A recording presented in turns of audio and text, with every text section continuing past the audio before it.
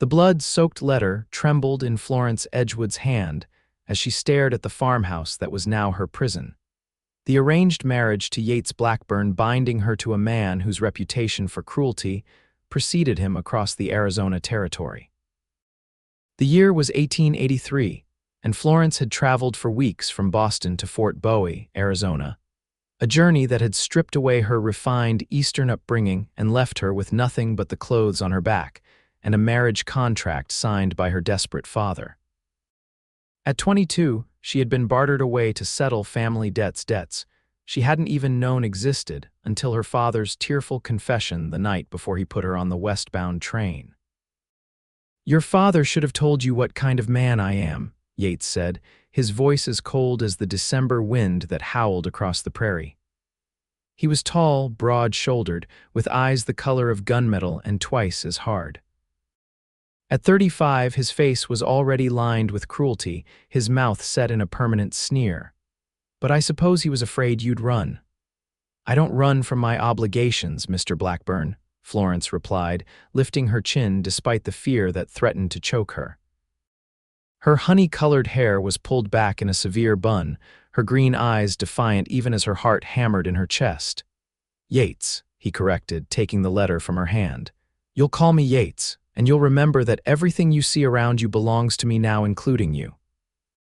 The farmhouse stood on 100 acres of harsh land just outside Fort Bowie. It was larger than Florence had expected, a two-story structure with a wraparound porch that might have been welcoming if not for the forbidding man who owned it. The nearest neighbor was miles away, a fact that Yates seemed pleased about as he led her inside. "Your room is upstairs," he said, not bothering to help with her trunk. "You'll be expected to cook, clean, and maintain the house. I have no patience for laziness or complaints." Florence nodded, not trusting herself to speak. The interior of the house was as austere as its master, functional furniture, bare walls, and a chill that seemed to emanate from more than just the lack of a proper fire. "One more thing," Yates said, turning to her with those cold eyes. "The marriage will be official in every way starting tonight. I didn't pay good money for a decorative wife." The implications of his words hit Florence like a physical blow. She had known, of course, what marriage would entail, but the clinical way he spoke of it as a transaction rather than an intimacy made her stomach turn. That night, after a silent dinner that Florence barely touched, Yates came to her room. What followed was not the tender initiation into womanhood that her mother had vaguely alluded to before her death 3 years prior. It was an act of possession, devoid of gentleness or consideration. When he finished, he left without a word, and Florence curled into herself, tears soaking her pillow as she wondered how she would survive a lifetime of such nights. The days that followed established a grim routine. Florence rose before dawn to prepare breakfast, then spent her hours cleaning, mending, and trying to bring some semblance of comfort to the cheerless house. Yates spoke little, his communications limited to commands and criticisms. When he wasn't working the land or tending to business in town, he was drinking not enough to render him incapacitated, but enough to sharpen the edge of his cruelty. The first time he struck her was over a burned loaf of bread. The second was for speaking to one of the ranch hands without his permission. By the third time, Florence had learned to anticipate the signs of his anger and to make herself as small a target as possible. Winter in the Arizona territory was different from the New England winters Florence had known, less snow, but a penetrating cold that seemed to reach into her very bones. January passed in a blur of isolation and fear. February brought no relief. In March, as the first hints of spring touched the land, Florence discovered she was with child. The news brought no joy to Yates. "Better be a boy," was all he said before turning back to his ledger. Florence placed a protective hand over her still flat stomach. "And if it's a girl?" The look he gave her was answer enough. It was in April that Florence first met Yeager Young. She had ventured into Fort Bowie for supplies, a rare excursion that Yates had permitted only because he was busy with spring planting and couldn't spare the time to go himself. Fort Bowie was a small settlement that had grown around the military fort of the same name. It had one main street lined with the essential business's general store, saloon, blacksmith, and a small hotel that catered to travelers passing through on their way to more promising destinations. Florence was struggling with loading supplies into the wagon when a deep voice spoke from behind her. "Madam, you look like you could use a hand with those." She turned to find a tall man in worn denim and a faded blue shirt, a weathered Stetson pulled low over eyes the color of a summer sky. He wasn't conventionally handsome, not like the polished young men who had courted her in Boston. His face was tanned and lined from years under the sun, with a strong jaw shadowed by stubble. But there was something in his expression, a kindness, perhaps, that made her pause. "Thank you, but I can manage," she said, mindful of Yates's warnings about speaking to strange men. "No doubt you can," he agreed with an easy smile that reached his eyes. "But my ma taught me never to stand by when a lady's struggling with a heavy load. Name's Yeager Young, by the way." "Florence Blackburn," she replied, the surname still foreign on her tongue. Something flickered in Yeager's eyes at the name, but his smile didn't falter. "Blackburn, you must be Yates's new wife. Heard he'd sent east for a bride." Florence felt heat rise to her cheeks. Had the whole town been discussing her arrival? What else did they know? Could they see the bruises she so carefully concealed? "Yes, we were married in December," she said, keeping her voice neutral. Yeager nodded, then gestured to the 50-pound sack of flour she'd been attempting to lift.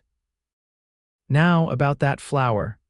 Despite her protests, he easily hoisted the heavy sack into the wagon, along with the rest of her purchases. His movements were fluid and efficient, speaking of a life spent in physical labor. "You're not from around here originally," Florence observed, noting his lack of the distinctive Western drawl that colored most local speech. Yeager's smile widened.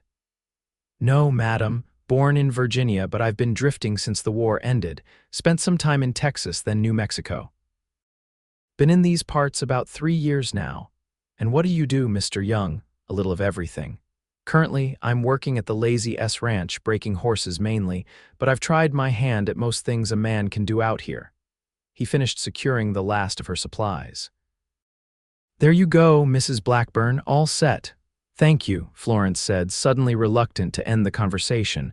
It was the longest, most pleasant exchange she'd had with anyone since arriving in Fort Bowie. "My pleasure." He tipped his hat to her. "If you need any help in the future, don't hesitate to ask. I'm usually in town on Saturdays." Florence knew she should decline, should make it clear that she wouldn't be seeking him out. But something loneliness, perhaps, or the simple human need for kindness made her nod instead. "I appreciate that, Mr. Young." As she drove the wagon back to the farmhouse, Florence found herself replaying the brief encounter. She shouldn't have engaged in conversation with a stranger, let alone a single man, if Yates found out. But the memory of Yeager's easy smile and genuine helpfulness was like a small flame in the darkness of her life, and she couldn't bring herself to extinguish it with practicality. Yates was in a foul mood when she returned, complaining about the time she'd taken. Florence braced herself for another outburst, but to her surprise, it didn't come. Instead, he merely grunted at her explanation about the long line at the general store and went back to his work. That night, as she lay awake listening to Yates's heavy breathing beside her, Florence allowed herself to think about the cowboy with the kind eyes. It wasn't romantic, she wasn't foolish enough for that, but for the first time in months, she'd been treated like a person of value rather than a possession. It was a dangerous feeling, but one she couldn't quite bring herself to regret. As spring deepened into summer, Florence found more reasons to visit town. Sometimes it was legitimate errands, other times she invented needs that could have waited. Yates, consumed with the demands of the farm and his various business dealings, didn't seem to notice or care about her increased absences, as long as her duties at home were completed to his satisfaction. Yeager was often in Fort Bowie on Saturdays, as he'd said. Their meetings were never planned, always carrying the air of pleasant coincidence, though Florence suspected they were both orchestrating these chance encounters. They never met alone, always in public, always with the plausible excuse of him helping her with her purchases or her asking for directions to one shop or another. Through these brief interactions, Florence learned more about Yeager. He was 30, had fought for the Union despite his Southern upbringing, and had come west seeking a fresh start after the war left him with nightmares and a restlessness that wouldn't abate. He'd never married, though he admitted with a self-deprecating smile that he'd come close once or twice. In turn, she shared carefully edited stories of her life in Boston, of her mother's early death and her father's struggling import business. She never spoke of Yates, and Yeager never asked, though sometimes she caught him looking at the fading bruise on her wrist or the way she winced when lifting something heavy. It was during one of these town visits in late July that Florence's carefully constructed routine fell apart. She had just finished her shopping and was preparing to load the wagon when a wave of dizziness washed over her. Her pregnancy was advancing, the summer heat was oppressive, and she hadn't eaten since early morning. Before she could steady herself, the world tilted sideways and she found herself falling. Strong arms caught her before she hit the ground. Through the haze of her vision, she saw Yeager's concerned face. "Florence, are you all right?" It was the first time he'd used her given name, and even in her disoriented state, she noted the intimacy of it. "Just dizzy," she mumbled, trying to stand. "You need to sit down and have some water," he insisted, guiding her to a bench outside the general store. He pressed a canteen into her hands. "Drink this, slowly." Florence obeyed, the cool water reviving her somewhat. She became acutely aware of his hand on her back, steady and supportive. "Thank you," she said when she could speak properly. "I'm fine now, I haven't eaten today." Yeager's frown deepened. "You're in no condition to be skipping meals." His gaze dropped briefly to her midsection, where her pregnancy was now visible beneath her loose dress. "Especially not now," Florence felt a flush of embarrassment. "I was in a hurry this morning and forgot to eat before leaving."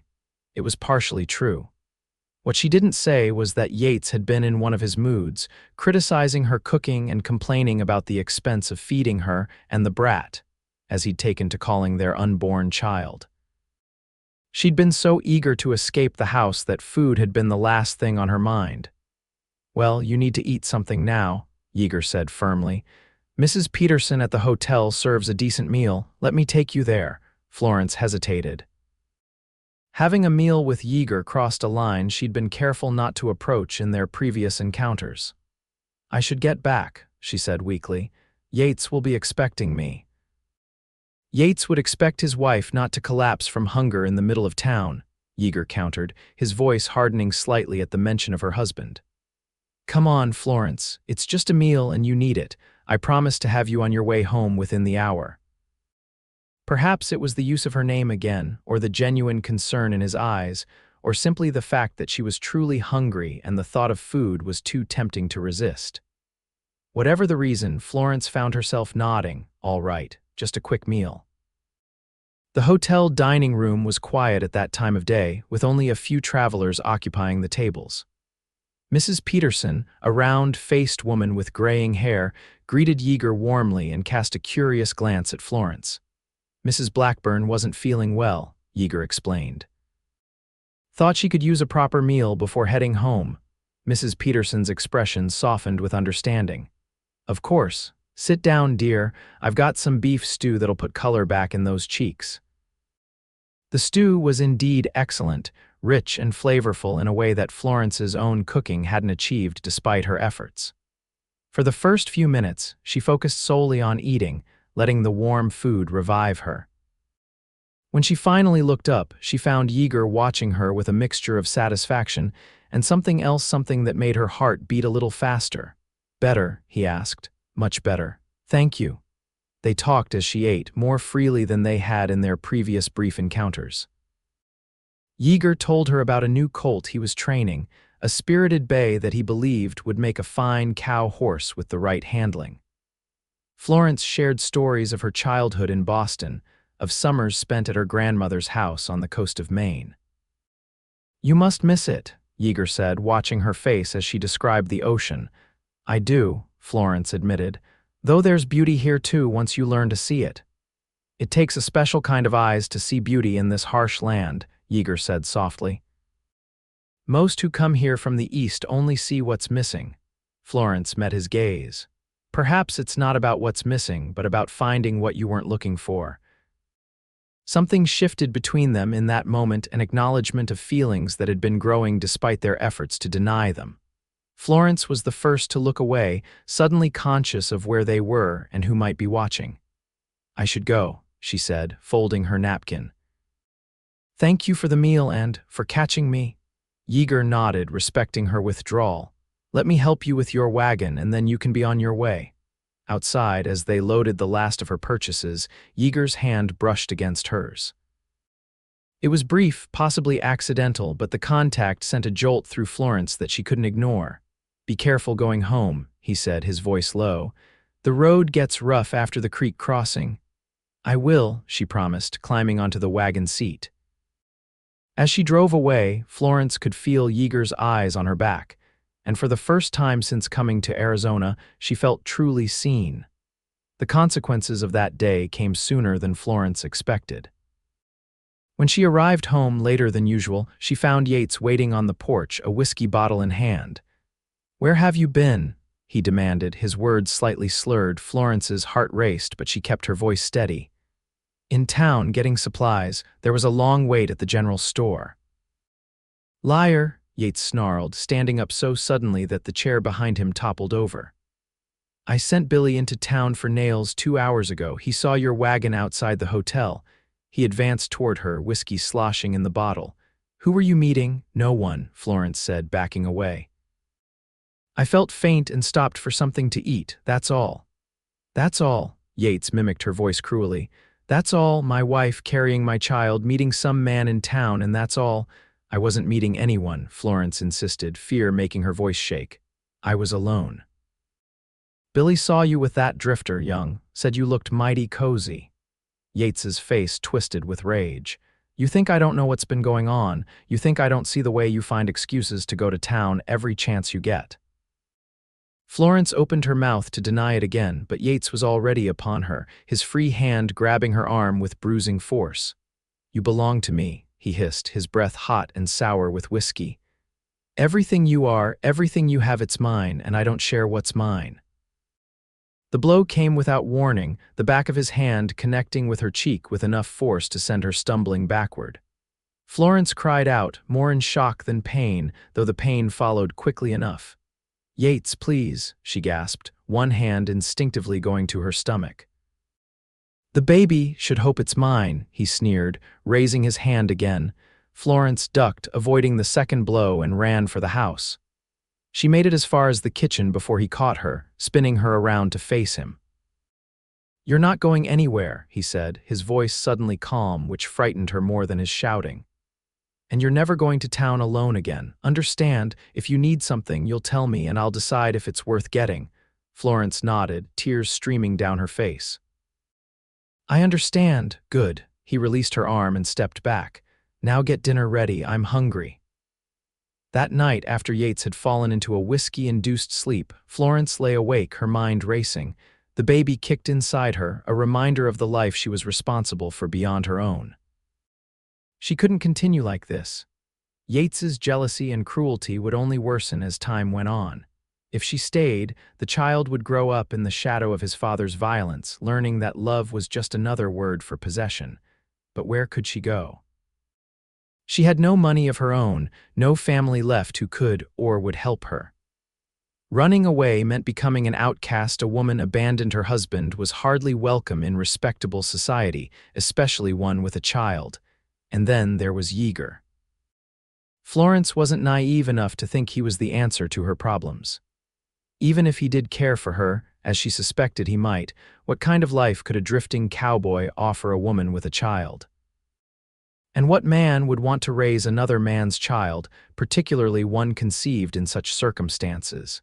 Yet as the baby moved again beneath her hand, Florence made her decision. She would find a way out, not tomorrow, perhaps, but soon. She would save what she could, plan carefully, and when the moment was right, she would take her child and leave. Whether Yeager was part of that future or not, she couldn't allow Yates to be. The summer months dragged on, each day a test of Florence's endurance. True to his word, Yates never allowed her to go to town alone again. On the rare occasions when he took her with him, he kept her firmly by his side, his fingers digging into her arm whenever anyone approached to speak with them. News traveled fast in a small place like Fort Bowie. Within weeks, everyone knew that Yates Blackburn had forbidden his pregnant wife from receiving visitors or making social calls. Some thought it merely the overprotectiveness of an expectant father. Others, who knew Yates better or had witnessed his behavior in town, suspected the truth. Florence saw Yeager only once during those long months. It was a brief glimpse as Yates hustled her from the general store to their wagon. Yeager was across the street, leading a horse from the blacksmith's. Their eyes met for just a moment, but in that glance, Florence tried to convey everything she couldn't say aloud: her fear, her resolve, and something else. Something she dared not name even to herself. September brought the birth of her son, a robust boy with a shock of dark hair and eyes that Florence was relieved to see were her own soft green rather than his father's steely gray. They named him Frederick, after Florence's father, though Yates insisted on calling him Fred. "At least you managed to give me a son," Yates said, looking down at the infant with something approaching pride. "He'll be useful on the farm in a few years." The birth temporarily softened Yates's treatment of Florence. He was less quick to anger, more inclined to overlook small failures in her household management as she recovered her strength. For a brief period, Florence allowed herself to hope that fatherhood might have changed him, that the presence of his son might awaken some dormant capacity for tenderness. That hope died on a cold night in November when Frederick was 2 months old. The baby had been colicky all day, his cries growing more insistent as evening fell. Florence had walked the floor with him for hours, singing softly, trying every remedy the midwife had suggested. Nothing helped. Yates, who had been drinking steadily since dinner, finally slammed his fist on the table. "Can't you shut that brat up? A man can't hear himself think with all that caterwauling." "He's sick, Yates," Florence said wearily. "Babies cry when they're sick." "Then take him upstairs where I don't have to listen to it," Yates growled. Florence hesitated. Frederick's room was upstairs, but it was poorly heated and the night was cold. The kitchen, where they were currently sitting, was the warmest room in the house thanks to the cookstove. "I think he should stay down here by the heat," she said cautiously. "The cold might make him worse." It was the wrong thing to say. Yates's face darkened and he stood up so quickly that his chair fell backward. "Are you defying me, woman?" "No, when I give an order in my own house, I expect it to be obeyed." He advanced on her, and Florence instinctively turned to shield the baby with her body. "Take him upstairs now." Frederick, sensing his mother's fear, began to cry even louder. Yates's hand shot out, not toward Florence this time, but toward the baby. "Give him to me," he demanded. "I'll shut him up myself." "No," Florence backed away, clutching Frederick tighter. "Don't touch him." Something snapped in Yates's expression. In all the months of their marriage, through all his cruelty, Florence had never directly defied him. Her resistance now seemed to ignite a fury beyond anything she'd witnessed before. He lunged for them, and Florence turned to run, but her foot caught on the edge of the rug. She stumbled, managing to twist as she fell so that Frederick landed on top of her rather than beneath. The impact knocked the wind from her lungs, and in that moment of vulnerability, Yates grabbed her hair, yanking her head back. "You forget your place," he hissed, his face contorted with rage. What happened next would forever be burned into Florence's memory. As Yates raised his hand to strike her, the door to the kitchen burst open with a crash. Standing in the doorway, silhouetted against the night, was Yeager Young. "Let her go, Blackburn," he said, his voice steady and dangerous. Yates released Florence's hair in surprise. "What the hell are you doing in my house, Young?" "Stopping you from making the biggest mistake of your miserable life," Yeager replied, stepping fully into the room. His eyes were fixed on Yates, but Florence could see the concern in them when they briefly flicked to her and Frederick. "Step away from them." Yates straightened, his initial shock giving way to renewed anger. "This is between me and my wife. Get out before I shoot you for trespassing." "Not happening." Yeager's hand hovered near the pistol at his hip. "Florence, are you and the baby all right?" Before she could answer, Yates lunged for the rifle that hung above the fireplace. Yeager was faster, drawing his pistol in one fluid motion. "Don't," he warned. Yates froze, his hand inches from the rifle. "You won't shoot me," he sneered. "Not in cold blood, not with witnesses." "Try me," Yeager said softly. "Florence, get up slowly and come over here." Florence struggled to her feet, still clutching Frederick, who had been shocked into momentary silence by the commotion. She edged toward Yeager, keeping her eyes on Yates. "You're not taking my wife and son," Yates growled. "That's not your decision anymore," Yeager replied. "It's hers." Those words, simple as they were, struck Florence with the force of revelation. It was her decision. For the first time since her father had signed the marriage contract, someone was acknowledging her right to choose her own fate. "Florence," Yeager said, still not taking his eyes off Yates, "do you want to stay?" The answer came without hesitation. "No." "Then get your coat and anything the baby needs. We're leaving." Florence moved quickly, grabbing her shawl from the hook by the door and the bag of baby supplies she kept prepared for trips to town. Her hands shook, but her mind was surprisingly clear. Yates watched her with cold fury. "If you walk out that door, don't ever think about coming back. You'll be nothing but a whore, and that brat will be a bastard." The words were meant to shame her, to remind her of all she would lose by leaving respectability, security, a father for her child. But standing there with Yeager beside her, Florence felt only relief at the prospect of freedom. "I'd rather be a whore than your wife, Yates," she said, her voice stronger than it had been in months. "And Frederick will be better off without you for a father." Yates lunged then, not for the rifle but for Florence. Yeager intercepted him, the butt of his pistol connecting with Yates's temple in a sickening crack. Yates crumpled to the floor, not unconscious but stunned. "Go," Yeager urged, backing toward the door while keeping his weapon trained on Yates. "My horse is outside."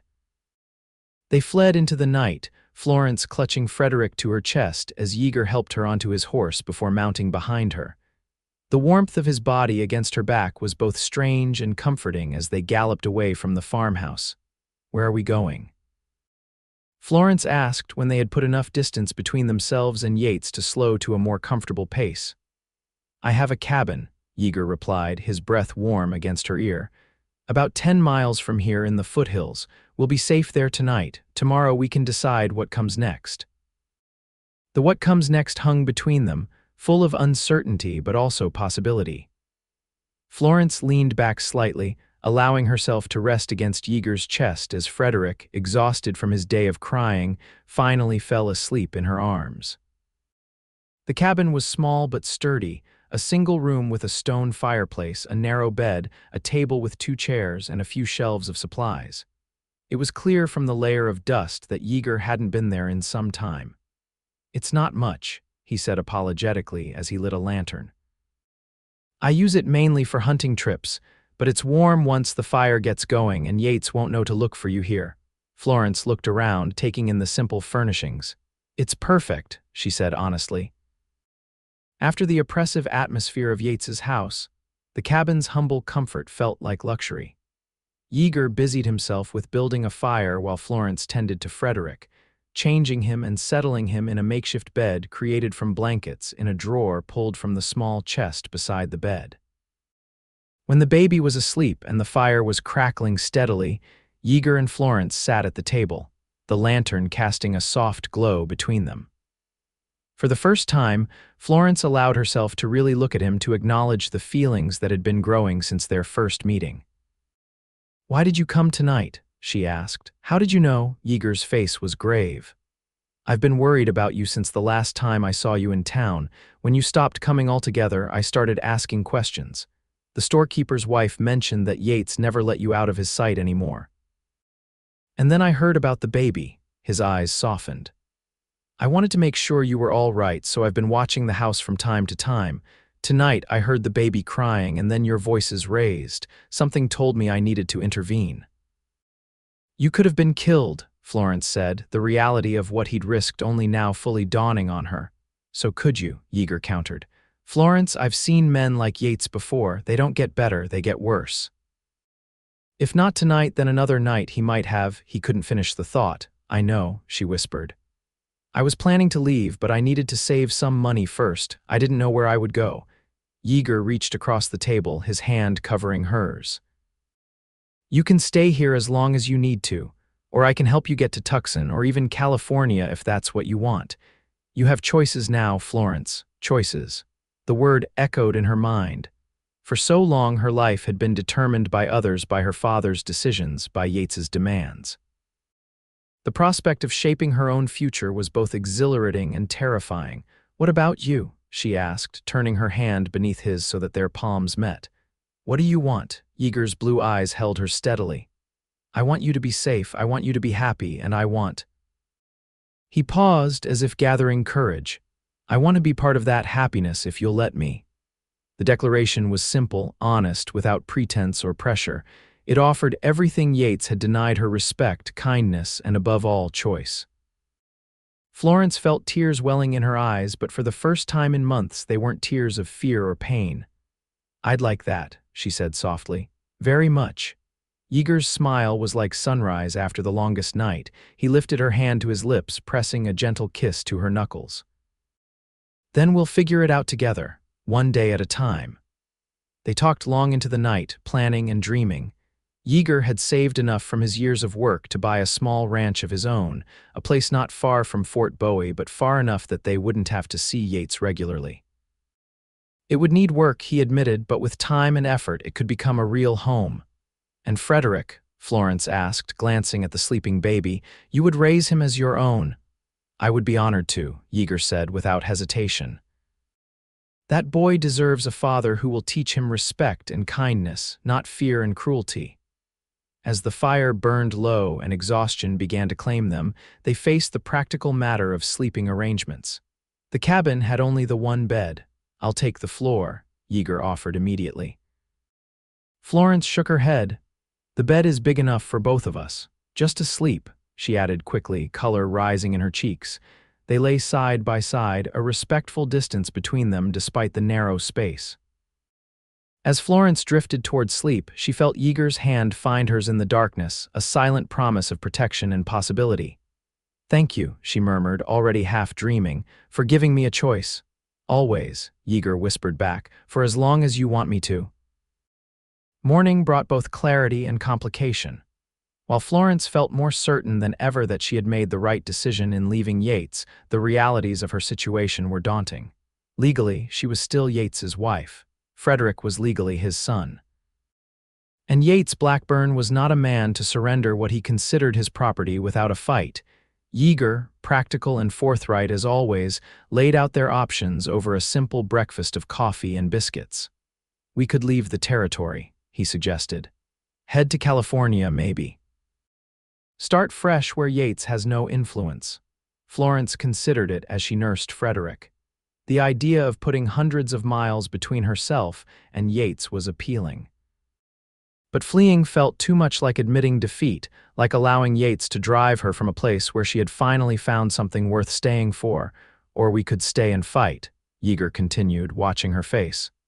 It won't be easy. Yates has money and connections. But he also has enemies, people who know what kind of man he really is.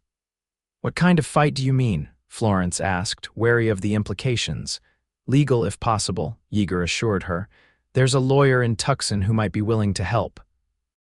He's taken on cases like this before, women seeking divorce from abusive husbands. Divorce? The word felt foreign on Florence's tongue. In Boston, divorce was spoken of in whispers, a scandal that tainted everyone involved. But here in the West, where life was harder and conventions sometimes yielded to necessity, perhaps it was possible. It's an option, Yeager said carefully, but it would mean facing Yates in court, testifying about what happened between you.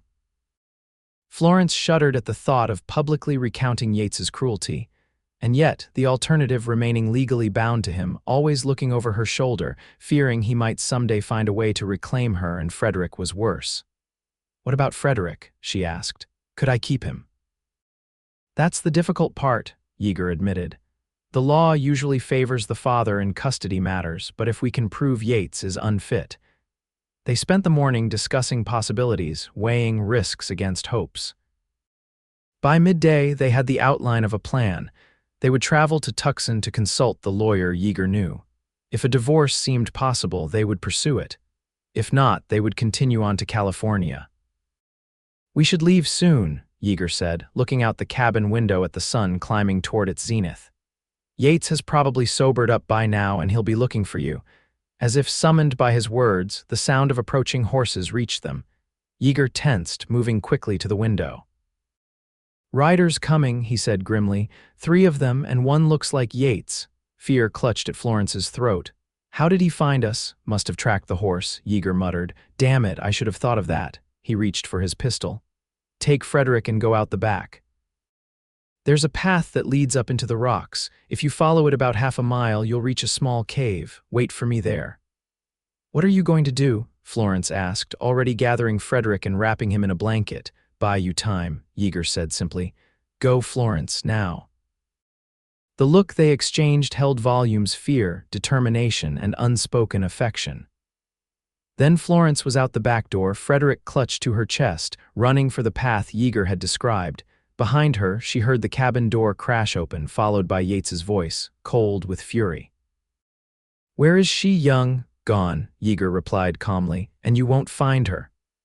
"That's my wife and my son you stole," Yates snarled. "They're not property to be stolen," Yeager countered. "Florence chose to leave. You might want to ask yourself why."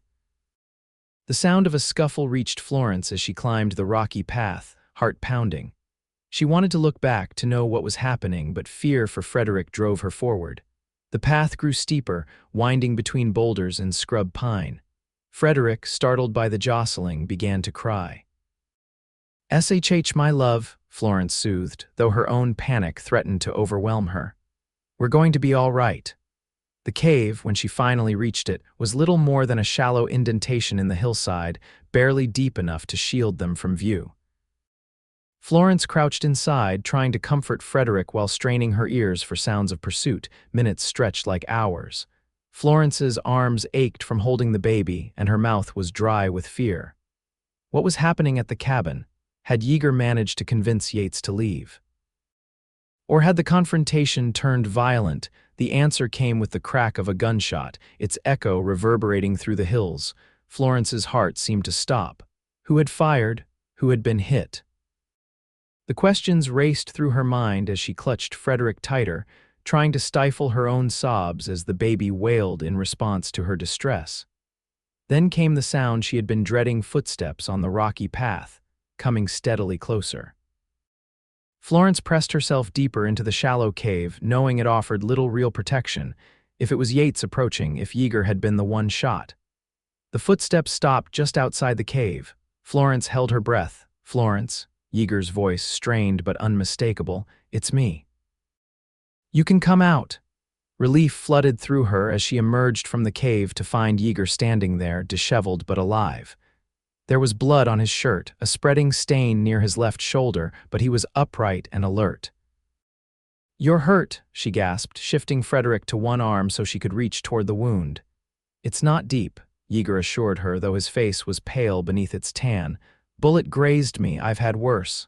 "What happened?" "I heard a shot." Yeager's expression grew somber. Yates pulled a gun. "I was faster. He's alive," he added quickly, seeing the shock on Florence's face. "I aimed for his arm, not to kill, but he and his men won't be following us anytime soon." The implications settled heavily between them. Blood had been drawn. Whatever path they chose now, there was no going back to the way things were. "We need to get moving," Yeager said, grimacing slightly as he adjusted his wounded arm. "Yates will send others after us once he gets back to town. We need to be well on our way to Tucson before that happens." "Your arm needs tending first," Florence insisted. They returned to the cabin cautiously, but there was no sign of Yates or his men. Inside, the evidence of the struggle was clear: overturned furniture, a broken window, blood on the floor that made Florence's stomach turn. While Yeager gathered what supplies he could carry, Florence cleaned and bandaged his wound. It was indeed a graze, painful but not life-threatening. As she worked, her fingers gentle against his skin, she was struck by the contrast between this man and her husband. Yeager had risked his life for her, and Frederick had given her choices when Yates had only given commands. "Why did you do all this?" she asked softly as she tied off the bandage. "You barely know me." Yeager's blue eyes met hers, serious and sincere. "I know enough. I know you're brave and kind. I know you love your son more than your own safety. And I know that from the first moment I saw you struggling with that flour sack in town, I couldn't get you out of my mind." The simple honesty of his words touched Florence deeply. In their brief encounters over the months, Yeager had shown her more genuine care than Yates had in their entire marriage. "We should go," she said, blinking back tears as she finished securing the bandage. "But first." She leaned forward, pressing her lips gently to his in a kiss that conveyed everything she couldn't yet say aloud: gratitude, hope, and the beginnings of love.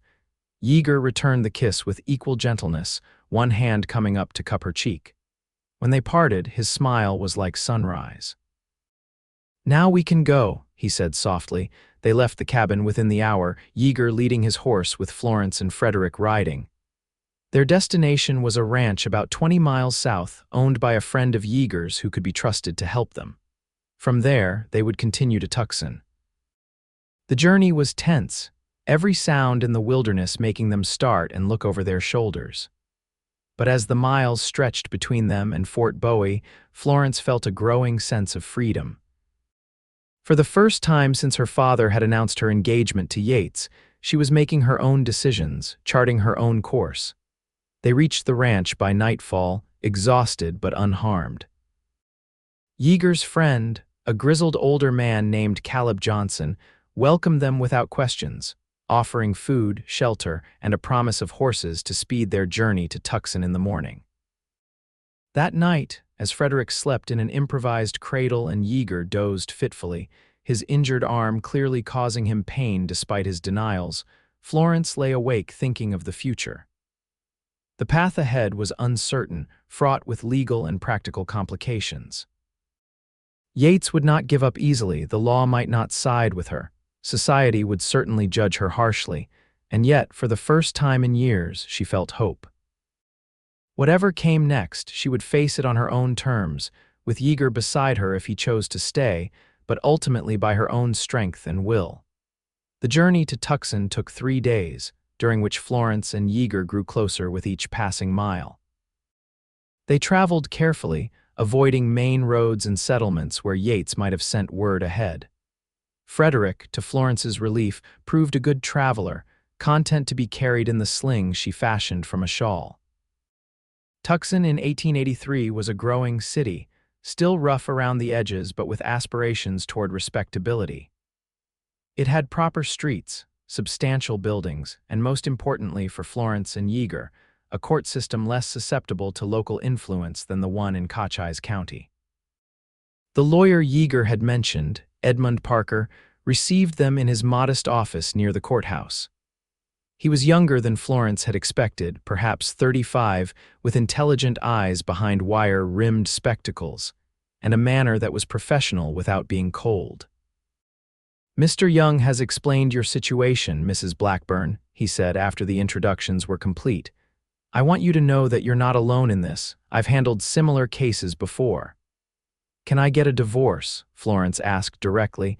"And keep my son?" Parker's expression grew cautious. "Divorce is possible, yes.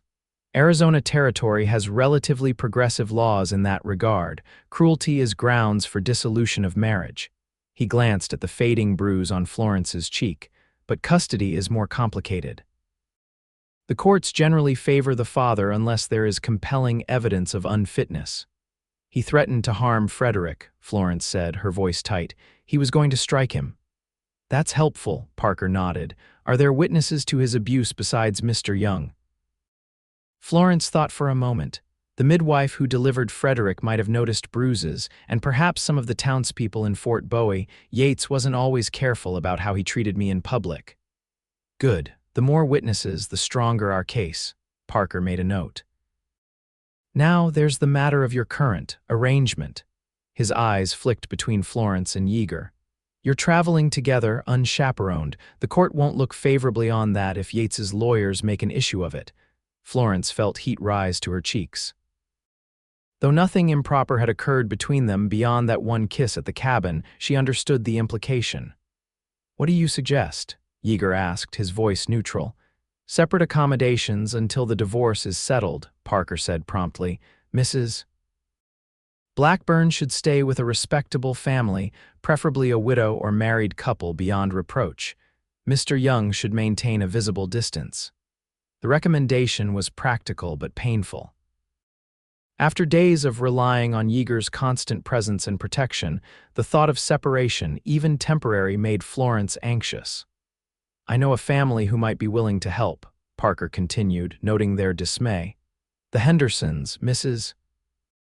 Henderson is active in the church and has been supportive of other women in difficult circumstances. They have a room they sometimes rent to respectable ladies. Arrangements were made quickly. By that evening, Florence and Frederick were installed in a small but comfortable room in the Henderson home, while Yeager took lodging at a nearby boarding house. The separation was necessary, they both acknowledged, but it felt like a physical ache to Florence, especially as night fell and the day's distractions gave way to quiet reflection. Mrs. Henderson, a kind woman in her 50s with a no-nonsense manner that reminded Florence of her grandmother, proved an unexpected ally. After hearing a carefully edited version of Florence's situation, she offered not just shelter but practical support. My first husband was a cruel man, she confided as they sat in her kitchen, Frederick sleeping peacefully in Florence's arms. I was fortunate that he died before I had to find the courage to leave. You've done the hardest part already, my dear. It doesn't feel like it, Florence admitted. Sometimes I wonder if I've made a terrible mistake, if I should have stayed for Frederick's sake. Mrs. Henderson's expression was fierce. Children raised in homes where fear rules never truly thrive. You've given your son a chance at a different life. Never doubt that was the right choice. The legal proceedings moved more quickly than Florence had dared to hope. Parker was efficient and thorough, filing the necessary papers within days of their arrival. Yates, as expected, contested everything, hiring a lawyer from Phoenix who specialized in defending husbands against frivolous divorce petitions. The first court hearing, 2 weeks after their arrival in Tucson, was a tense affair. Florence, dressed in a borrowed gown of subdued gray that Mrs. Henderson had altered to fit her, entered the courthouse with Parker at her side and Frederick in her arms. She had not seen Yeager that morning, though he had sent a message via one of Parker's clerks, assuring her of his support and presence in the courtroom. Yates was already seated at the defendant's table when she entered, his left arm in a sling, evidence of his confrontation with Yeager. His cold eyes followed her as she moved to the plaintiff's bench, and Florence felt a chill of fear despite the crowded courtroom. The judge, a stern man named Hollister with a reputation for fairness, called the court to order. Parker presented Florence's case first, detailing the pattern of abuse with clinical precision. Florence herself testified, her voice steady as she recounted incidents that made the spectators murmur in sympathy or disbelief. When it was Yates's turn, his strategy became clear. He portrayed himself as a hardworking, God-fearing husband whose young wife had been seduced away by a drifting cowboy with no permanent ties or respectable position. Mrs. Blackburn abandoned her home and her duties, his lawyer argued. She betrayed her marriage vows and fled with another man, taking Mr. Blackburn's son with her. This is not a case of cruelty, but of a wife's infidelity and a husband's rightful authority challenged. Florence felt sick listening to the distortion of her experiences. Yates's performance as the wronged husband was convincing. He had always been skilled at presenting one face to the world while showing another in private. The testimony that turned the tide came from an unexpected source. Dr. Howard, the physician from Fort Bowie who had attended Florence during her pregnancy and Frederick's birth, had traveled to Tucson at Parker's request. In my professional capacity, he stated calmly, I observed numerous injuries on Mrs. Blackburn during her pregnancy that were consistent with physical abuse. Bruising on the arms and back, a sprained wrist, facial contusions. When questioned, she provided explanations that were implausible given the nature of the injuries. "And did you report these observations to the authorities, Doctor?" Judge Hollister asked. Dr. Howard's expression grew troubled. "I did not, Your Honor. Mr. Blackburn is an influential man in our community, and Mrs. Blackburn never directly accused him. But I noted my concerns in my medical records, which I've brought for the court's review."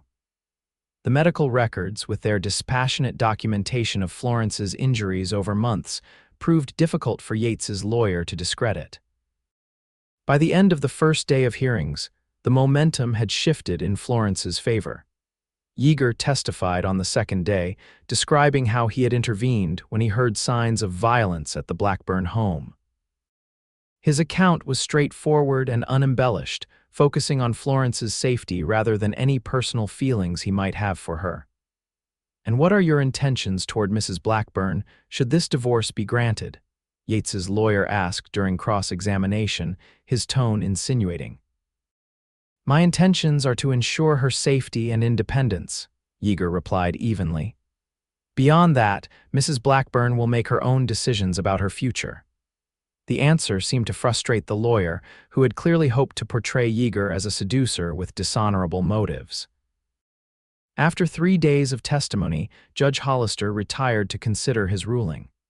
The wait was agonizing for Florence, who alternated between hope and dread. If the divorce was denied, if custody of Frederick was awarded to Yates, she could not bear to complete the thought. Mrs. Henderson provided steady support, keeping Florence busy with household tasks and caring for Frederick. Yeager visited once, briefly and with Mrs. Henderson present as chaperone, to assure Florence that regardless of the court's decision, he would stand by her. "If we need to leave the territory or even the country, I'm prepared for that," he told her, his blue eyes intense with sincerity. "You and Frederick won't face this alone, Florence, not ever again." The promise sustained her through 4 days of waiting. On the 5th day, Parker arrived at the Henderson home with news. Judge Hollister had reached his decision. The final hearing would be that afternoon. The courtroom was packed when Florence entered, more spectators than before crowding the benches. Word of the unusual case, a wife seeking divorce and custody on grounds of cruelty, opposed by a wealthy landowner, had spread throughout Tucson. Florence felt the weight of dozens of eyes upon her as she took her seat beside Parker. Yates sat at the defense table, his expression unreadable. He had removed the sling from his arm, Florence noted, perhaps to appear less affected by the events that had precipitated their flight. Judge Hollister entered, and the room fell silent. He cleared his throat, adjusted his spectacles, and began to read from a prepared statement. "In the matter of Blackburn versus Blackburn, I have considered the testimony and evidence presented by both parties. This court finds that Florence Edgewood Blackburn has provided sufficient evidence of extreme cruelty to warrant the dissolution of her marriage to Yates Blackburn." A murmur swept through the courtroom. Florence felt a surge of relief so profound that tears sprang to her eyes, but the judge was not finished. "Regarding the matter of custody of the minor child, Frederick Blackburn, this court finds that the evidence of Mr. Blackburn's violent tendencies raises serious concerns about his fitness as a custodial parent.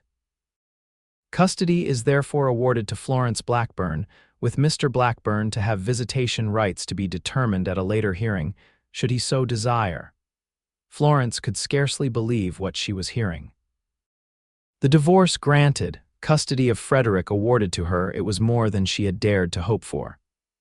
Beside her, Parker nodded in satisfaction, his expression confirming that this was indeed a significant victory. Judge Hollister continued, addressing matters of property and support. As was common in such cases, Florence would receive no alimony or share of Yates's property beyond personal items she had brought to the marriage. It was a small price to pay for freedom, Florence thought. As the judge concluded and the spectators began to disperse, Florence turned to thank Parker for his efforts. It was then that she saw Yates rise from his chair and move toward them, his face dark with barely contained rage. "You think this is over?" he said, his voice low but carrying in the now quieting courtroom.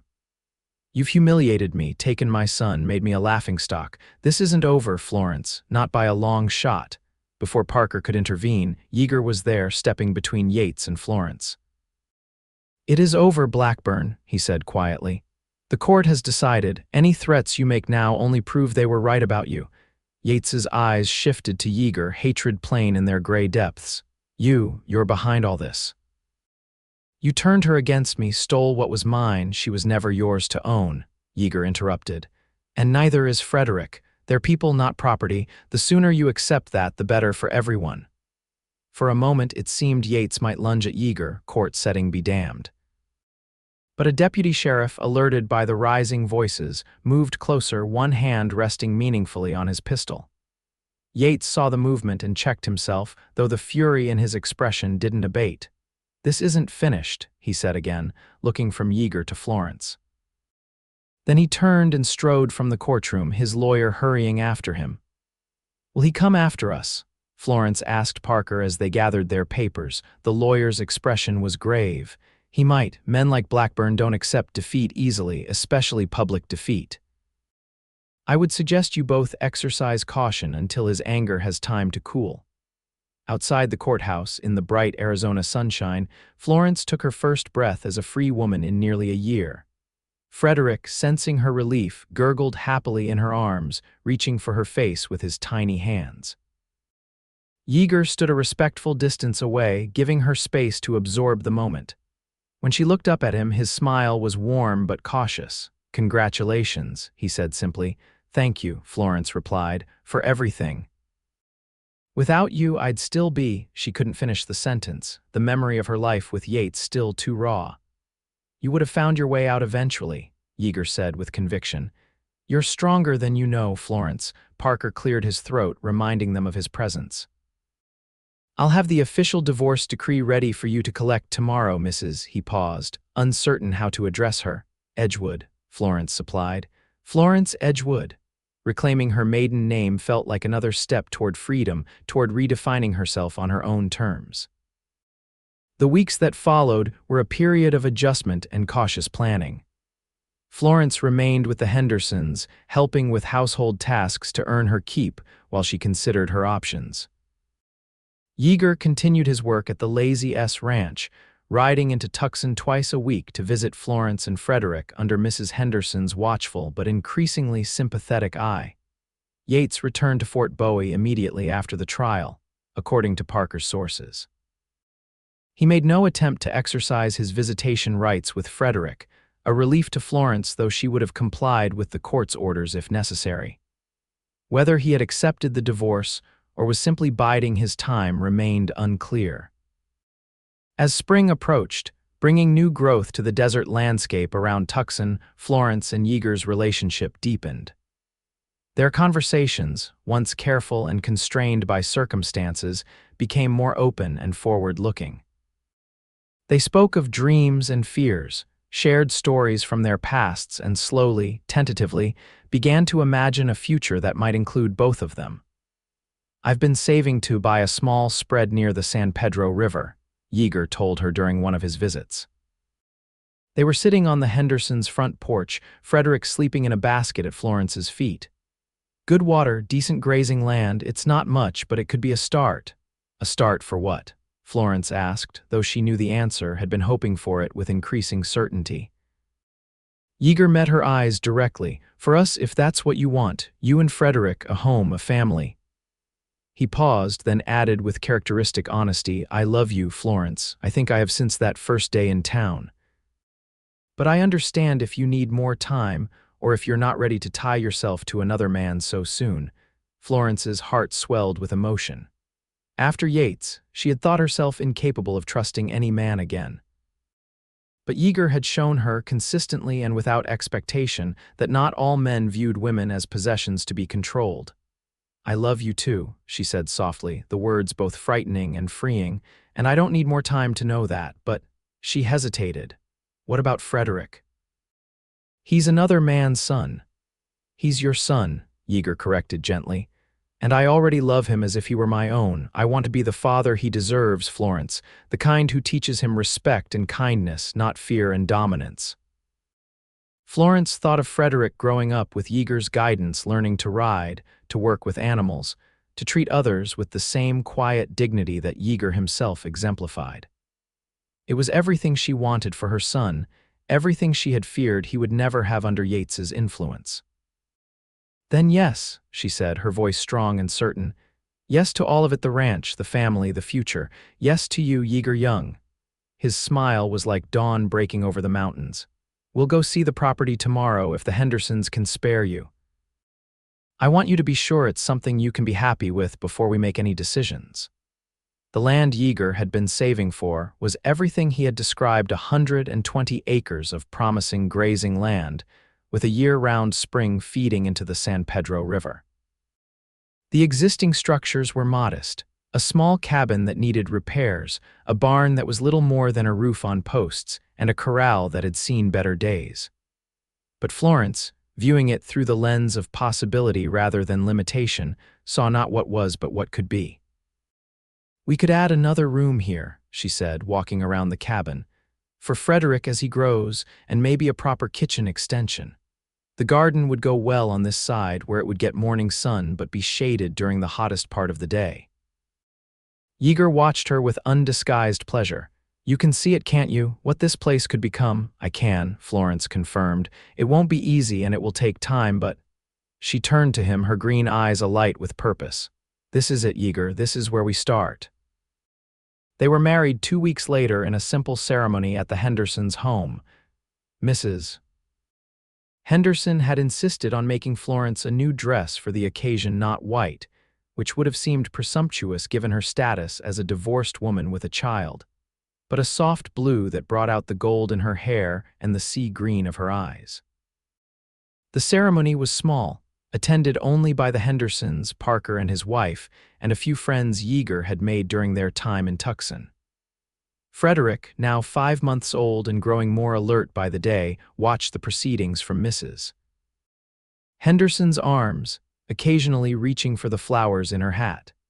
As they exchanged vows, promises of respect, support, and faithfulness that meant far more to Florence the second time around, she felt not the resignation that had accompanied her first marriage, but a buoyant hope. This union was not a transaction or an obligation, but a choice freely made by both of them. The move to their new home was accomplished with little fanfare but much anticipation. The Hendersons provided a wagon for their few possessions, and Yeager had already transported building supplies and essential tools during the preceding weeks. Their first night on the ranch was both ordinary and extraordinary. After a simple meal cooked over the cabin's small stove, they put Frederick to bed in his makeshift crib. Then, for the first time without constraints of propriety or circumstance, they turned to each other as husband and wife. Yeager was everything Yates had not been: gentle, considerate, attuned to her responses. He treated her body not as a possession to be used, but as something precious to be cherished. In his arms, Florence discovered what physical love was meant to be. Not a duty or an ordeal, but a joyful, mutual exchange, an expression of deeper emotional connection. "I never knew it could be like this," she whispered afterward, lying in the darkness with her head on his chest, listening to the steady rhythm of his heartbeat. Yeager stroked her hair, his touch reverent. "It should always be like this between us," he said softly. "Equal, respectful. Neither of us owing or owed, just giving freely what we choose to give." The words encapsulated what made their relationship so different from what she had known before. With Yates, she had been property, expected to yield without question. With Yeager, she was a partner, her wishes and needs as important as his own. The months that followed were filled with hard work and simple pleasures. They repaired the cabin, expanded it with a proper kitchen, and began fencing the property. Yeager purchased a small herd of cattle and 2 good horses, the foundation of what they hoped would become a profitable ranch in time. Florence planted a garden that thrived under her care, providing vegetables for their table and a sense of satisfaction she had never known in the sterile environment of Yates's house. She learned to ride, something she had never done before, with Yeager as her patient teacher.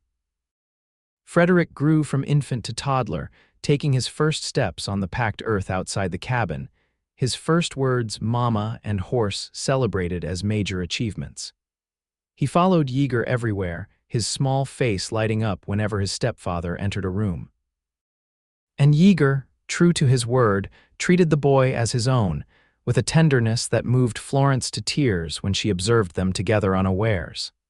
The shadow of Yates Blackburn receded gradually from their lives.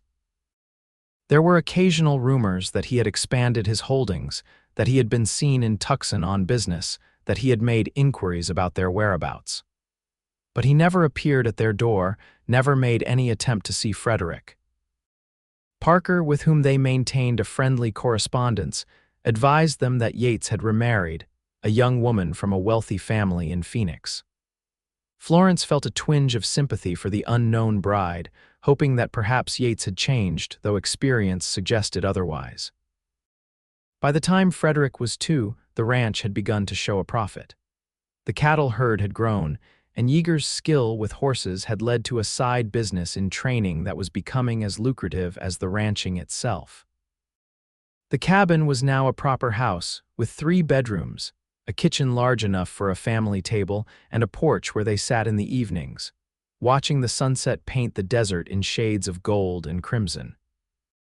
It was on that porch, as summer eased toward fall in 1886, that Florence shared the news she had been keeping to herself until she was certain. "I'm going to have a baby," she said, watching Yeager's face carefully. "In the spring."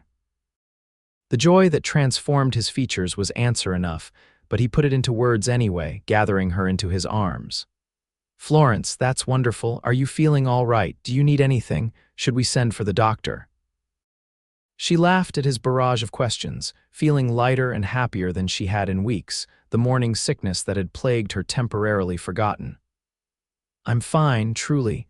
The baby won't be here until April or May. There's plenty of time to prepare." Yeager placed a gentle hand on her still flat abdomen, his expression one of wonder. "Another child," he murmured. "Our child." The distinction was unintentional but revealing. Despite his deep love for Frederick, whom he treated as his own in every way that mattered, there was something special about the child they had created together, a physical manifestation of their love. "Frederick will be a wonderful big brother," Florence said, resting her hand over his. "He's already so nurturing with the kittens." As if summoned by his name, Frederick came running around the side of the house, his dark curls bouncing, a wooden horse that Yeager had carved for him clutched in one small hand.